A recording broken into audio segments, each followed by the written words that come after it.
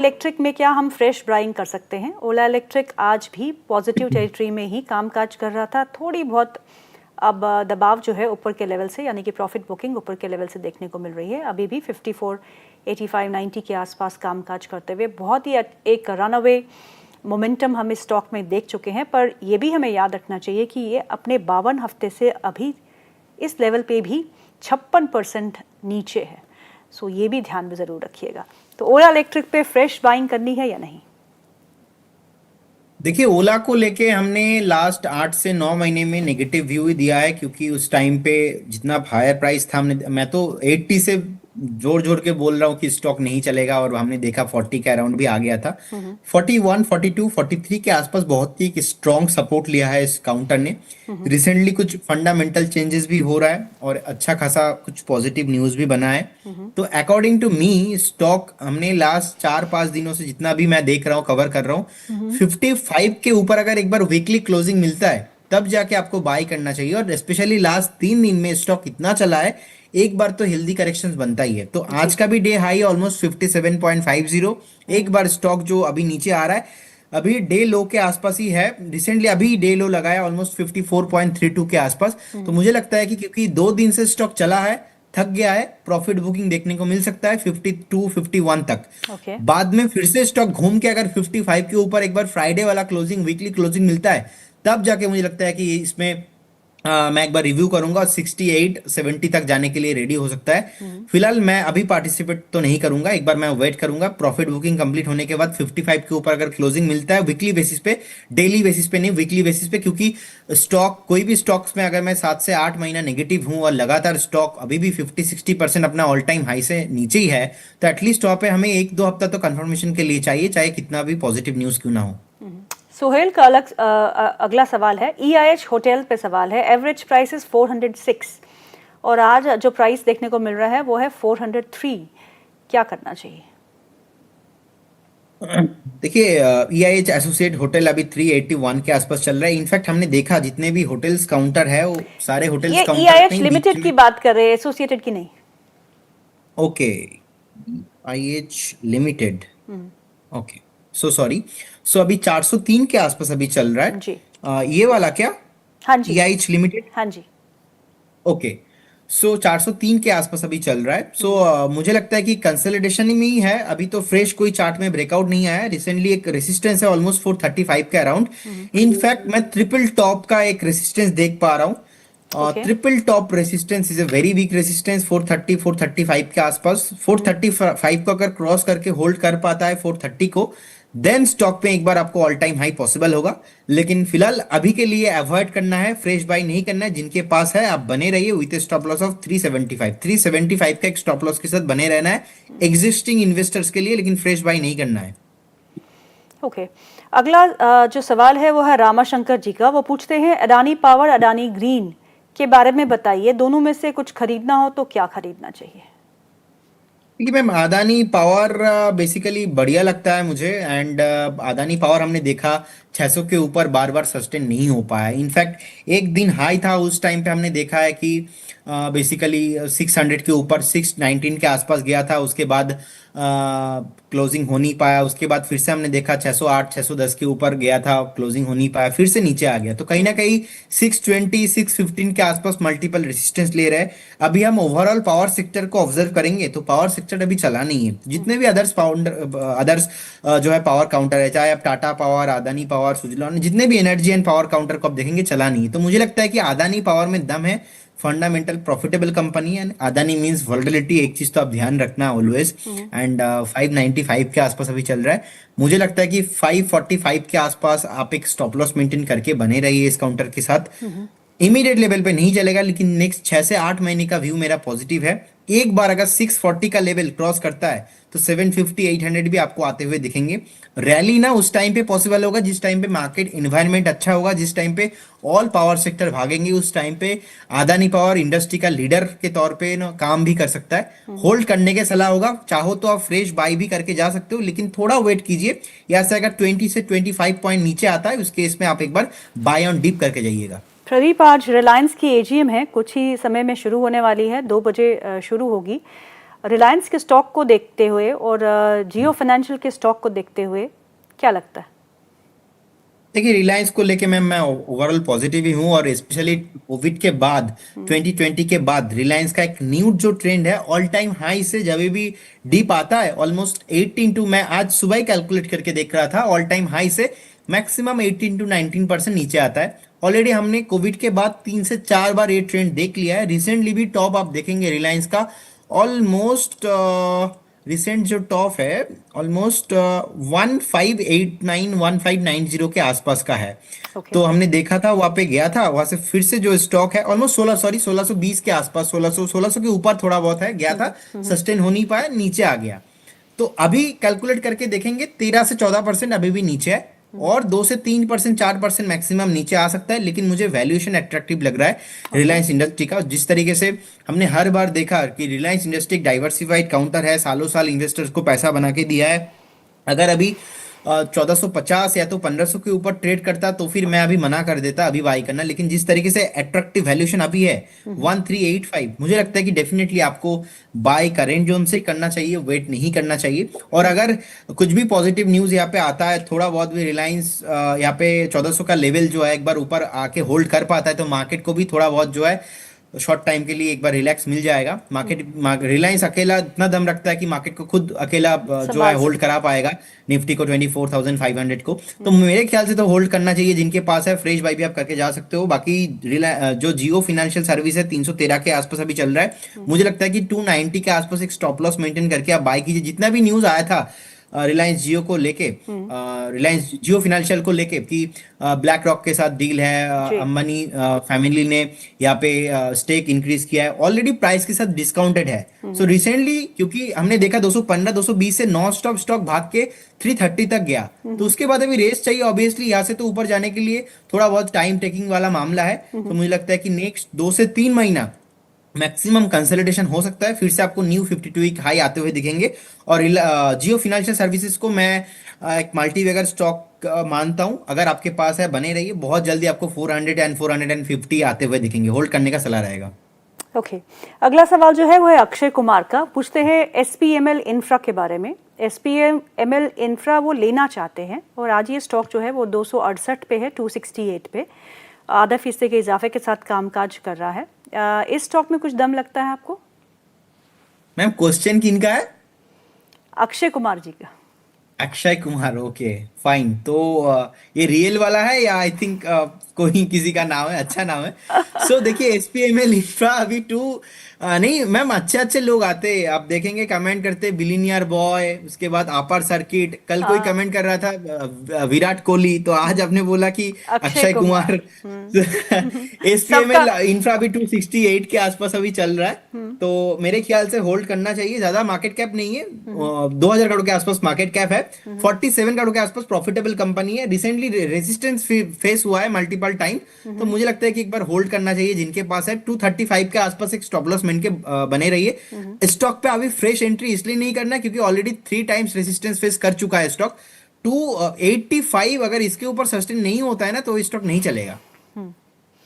अगला सवाल जो है वो है नाम नहीं लिखा, पर उनका सवाल है मुथूट फाइनेंस पे। मुथूट फाइनेंस उनके पास है 2700 रुपये में खरीदा है और आज जो उनकी लेवल है स्टॉक की वो आज भी करीबन ½ % ऊपर है, 2655 का लेवल है यहाँ पे देखने को मिल रहा है। सो मुथूट फाइनेंस में हमने एक अच्छी रेस देखी, अच्छा मोमेंटम भी देखा था, लेकिन अब थोड़ा बहुत वेट कर रहा है, कंसोलिडेट कर रहा है। इनको आप क्या राय देंगे? देखिए मुथूट फाइनेंस रिसेंटली जिस दिन न्यूज आया था उस दिन हमने देखा कि 10% भी भागा था। उसके बाद थोड़ा बहुत जो है मैम हेल्दी करेक्शन है। मेरा लॉन्ग टर्म का टारगेट है 3150। मुझे लगता है कि 3150 के ऊपर मिनिमम तो जाना चाहिए। जिनके पास है एक लास्ट टाइम का जो स्विंग लो है ऑलमोस्ट 2505 के आसपास, 2505 के आसपास आपको एक स्टॉप लॉस मेंटेन करना चाहिए। और मुथूट फाइनेंस गोल्ड रिलेटेड कारोबार करता है और हमने देखा कि आरबीआई का रेट काट के बाद उनको एक जो है बूस्टिंग मिला है, और मुझे लगता है कि नेक्स्ट 2 से 4 क्वार्टर का रिजल्ट भी बहुत बढ़िया आने वाला है। सो एक बार अगर रिजल्ट अच्छा आ जाता है और जिस तरीके से परफॉर्म कर रहे हैं, नो डाउट मैं पॉजिटिव हूँ। ओवरऑल फंडामेंटल और टेक्निकल देखा जाए तो अच्छा ही है, होल्ड करने का सलाह रहेगा। रिसेंटली जो टॉप से नीचे आया है, थोड़ा बहुत जो है हल्का करेक्शंस हो रहा है, प्रॉफिट बुकिंग चल रहा है, कुछ नहीं, होल्ड करने का सलाह रहेगा। अभी 2646 के आसपास चल रहा है, कभी भी अगर 2590 2580 के आसपास मिलता है, करेंट जोन से भी ऑलमोस्ट 60-70 पॉइंट नीचे, तो डेफिनेटली बाय ऑन डिप करने का सलाह रहेगा। अगला सवाल जो है वो है गोविंद मुंडे का। वो पूछते हैं बॉम्बे स्टॉक एक्सचेंज के बारे में, क्या करना चाहिए इस स्टॉक पे।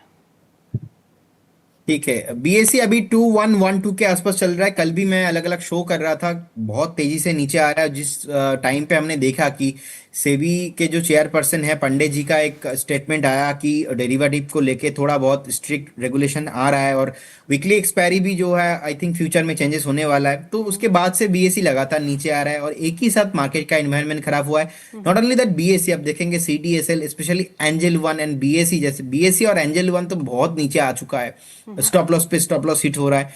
लेकिन मैं वैल्यू स्टॉक्स मानता हूं बीएससी को, बॉम्बे स्टॉक एक्सचेंज को 150 ईयर का पुराने one of the Asia's oldest stock exchange है। एनएससी इनका कंपटीटर है, लेकिन एनएससी अभी लिस्टेड है नहीं, बहुत टाइम से अलग अलग इश्यूज हो रहा है एनएससी लिस्टिंग होने के लिए।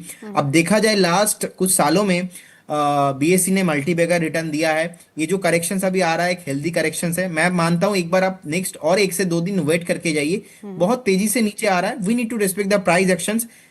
इतना तेजी से नीचे आ रहा है, अभी तो एवरेज करने का मैं सलाह नहीं दूंगा, लेकिन जो अट्रैक्टिव वैल्यूएशन लग रहा है मुझे लगता है कि अभी 2100 2000 के आसपास अट्रैक्टिव वैल्यूएशन है, वो तो अच्छा है। फिलहाल आपने 3000 के आसपास नहीं लिया, 2900 के आसपास नहीं लिया, तो अभी अट्रैक्टिव वैल्यूएशन है, लेकिन अभी 2-4 दिन वेट करके जाइए, फ्रेश नीचे आ रहा है। अगर बेस बनता है 2-4-5 दिन में, 10 दिन में, बेस बनने के बाद भी यहाँ पे एंट्री करेंगे तो अच्छा है। फिलहाल हमने रिकमेंडेशन किया है 2250 2300 में एक बार, और मैं एक बार फिर से एक बार इसको एवरेज करूंगा, अगर थोड़ा बहुत नीचे आता है तो फ्रेश नीचे आ रहा है, एक बार रिलैक्स कीजिए, वेट कीजिए, ज्यादा कोई प्रॉब्लम नहीं है, अच्छा कंपनी है।